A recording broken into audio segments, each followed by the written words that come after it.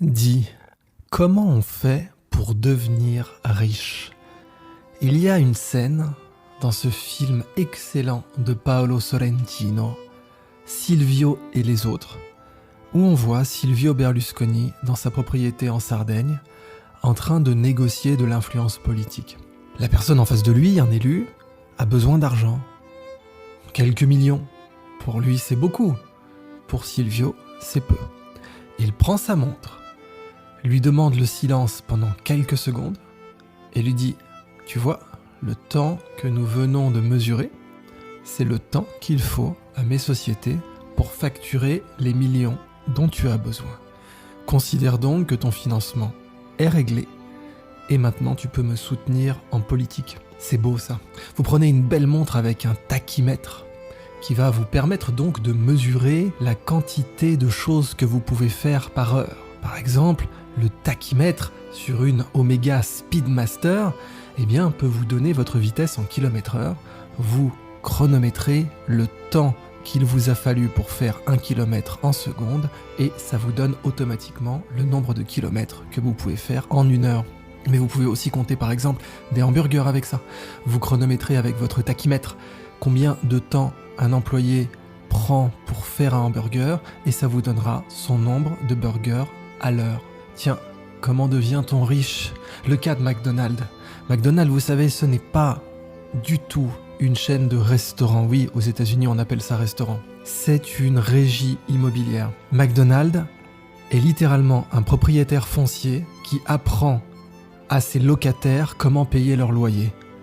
McDonald's détient le foncier, fait payer un loyer aux locataires de ses restaurants, à ceux qui les exploitent, et pour ce faire, il leur apprend à faire des burgers, il leur apprend un métier très codifié, très répétable, une franchise, et de cette façon, il peut avoir des locataires très fiables qui ne font jamais défaut sur leur loyer et qui en plus sont tellement attractifs que leur seule présence va augmenter le prix du foncier autour d'eux. C'est ce qu'on voit typiquement au Brésil ou en Chine ou en Turquie. Quand un McDonald's ouvre, le foncier autour vaut plus cher.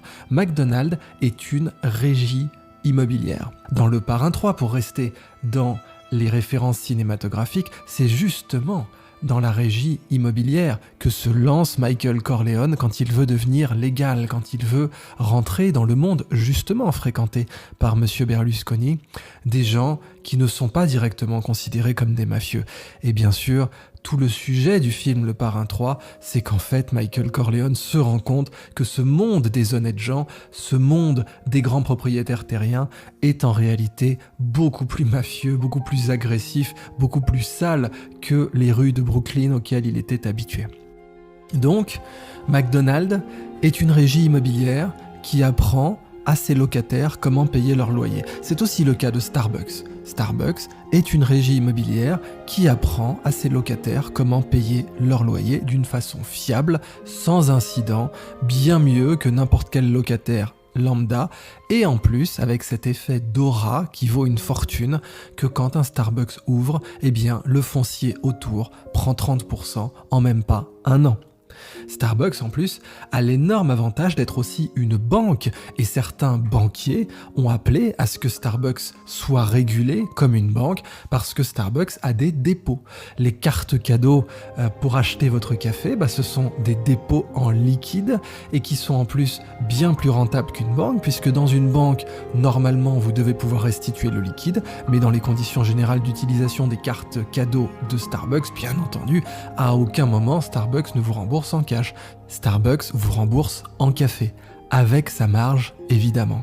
Donc Starbucks a des milliards, littéralement des milliards de dollars en dépôt qui sont payés d'avance et qui sont donc du revenu anticipé. Alors, comment fait-on pour devenir riche? De Berlusconi à McDonald's, à Starbucks, à Michael Corleone? Quel est le dénominateur commun? Berlusconi prend sa montre et il mesure avec son chronographe un intervalle dans lequel il aura fait N millions. Et son tachymètre, s'il y en avait eu un sur sa montre, lui aurait dit du coup combien de millions par heure plutôt que combien de secondes pour 1 million. Mais c'est quoi ce qui est mesuré? C'est le revenu, le sacro-saint cash flow. les riches achètent du revenu et les pauvres travaillent pour avoir de l'argent. Et oui, les pauvres donnent du temps pour avoir de l'argent. Les pauvres travaillent pour de l'argent. Les riches font travailler l'argent pour eux. Qu'est-ce que c'est qu'être riche ? C'est avoir des sources de revenus multiples et en avoir acheté plein. Typiquement, un magnat de l'immobilier qui possède 7000 appartements qui chacun vont lui rapporter autour de 1000 € par mois et va donc faire un revenu brut de 7 millions d'euros par mois.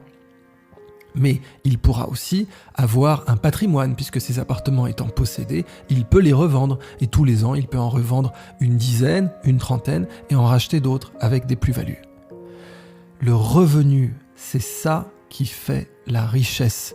Le riche possède des gagneurs et des gagneuses. Il possède des unités de cash flow.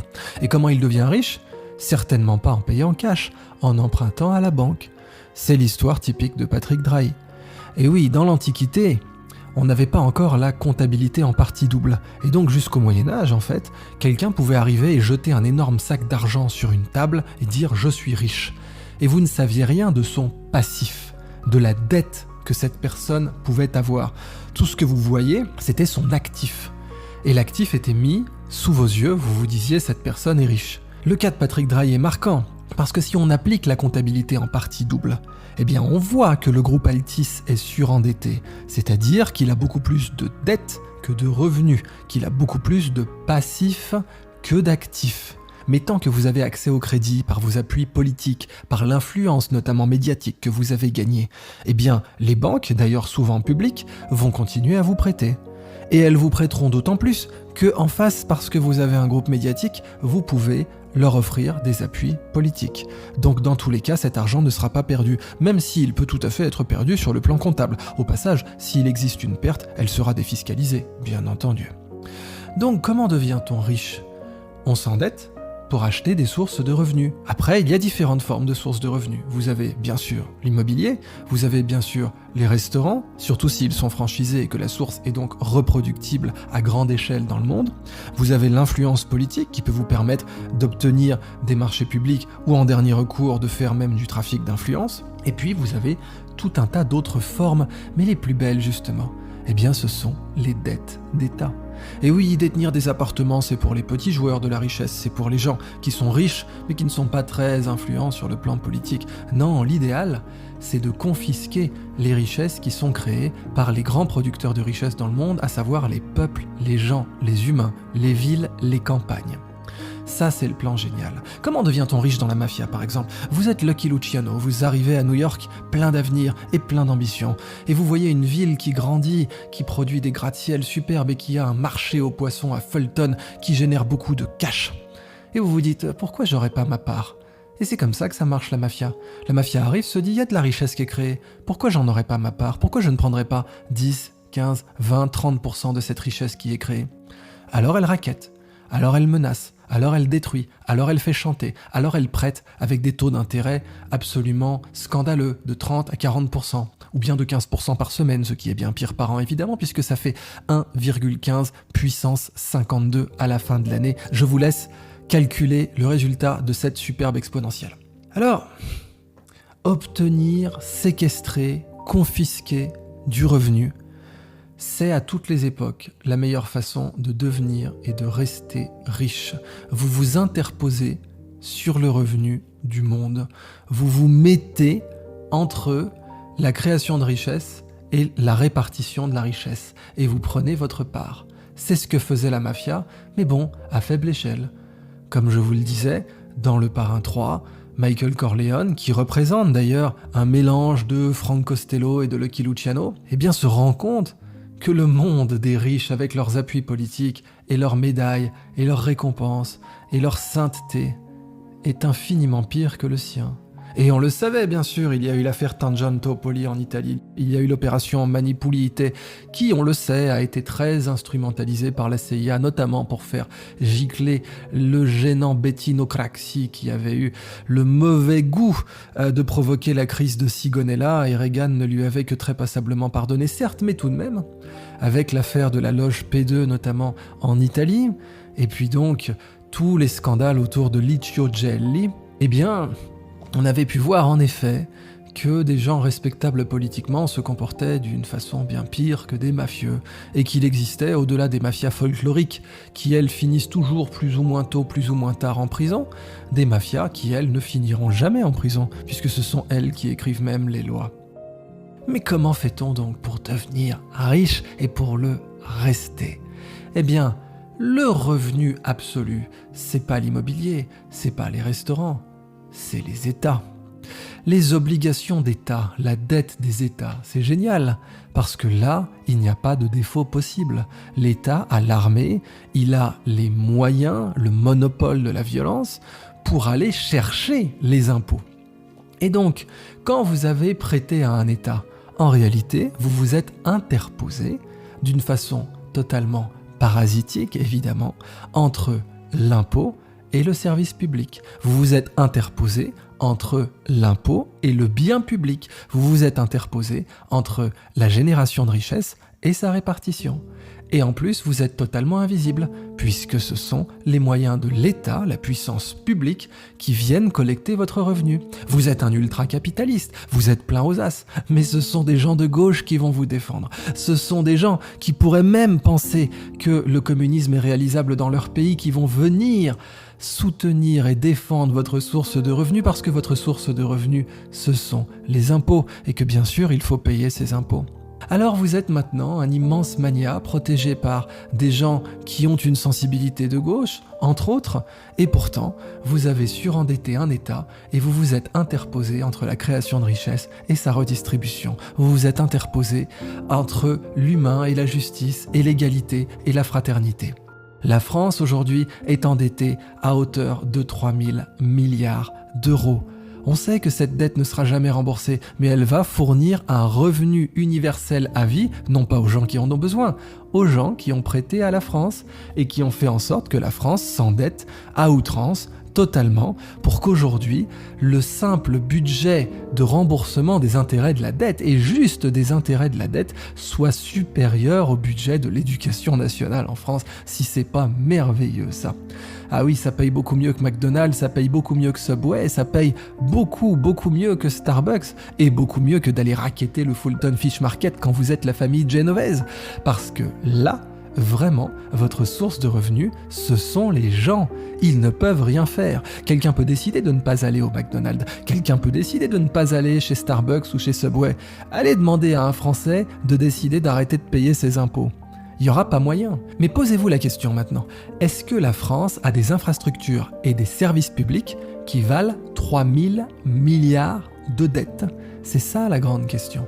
Est-ce que la France qui n'a pas assez de juges, qui n'a pas assez de magistrats, est-ce que la France dont les résultats dans les tests PISA pour l'éducation ne font que s'effondrer, est-ce que la France qui a dit qu'elle n'avait pas assez de lits d'hôpitaux et de lits de réanimation et que c'était spécifiquement pour cela qu'il fallait confiner toute la population, et puis la faire happer dans un maelstrom de suppression de liberté publique, au nom du fait que nous n'avions pas assez de lits d'hôpitaux? Est-ce que la France qui n'a pas assez de munitions pour son armée et dont les autoroutes sont privatisées, si c'est pas merveilleux ça? Bah oui, vous pouvez aussi prêter à l'État, gagner de l'argent comme ça, en étant un grand fonds comme BlackRock et comme Vanguard, mais en plus de ça, ce qui est superbe, c'est que les infrastructures qui ont été créées avec l'impôt que on va devoir du coup rembourser, et avec la dette qui a été prêtée, donc l'argent qui a été prêté à la France, eh bien ces infrastructures qui ont utilisé la dette pour être construites ont été privatisées entre-temps. Qui les possède? Oh, BlackRock et Vanguard au hasard.